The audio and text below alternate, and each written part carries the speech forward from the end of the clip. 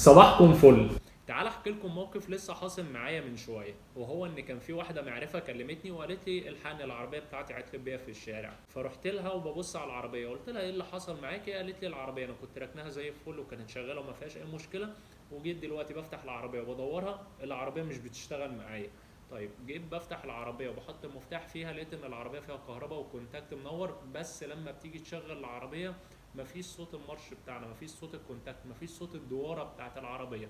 هي عربيتها بالمناسبه اوتوماتيك. جيت ببص على العربيه لقيت ان هي وهي بتركن العربيه نسيتها على الدي وخدت بعضها ومشيت. فهي متعوده ان هي لما بتيجي تركب العربيه بتكون على الان، فبتحط المفتاح وتدور على طول العربيه بتشتغل. وزي ما احنا عارفين ان العربيات الاوتوماتيك ما بتشتغلش على حاجه بتمشيها.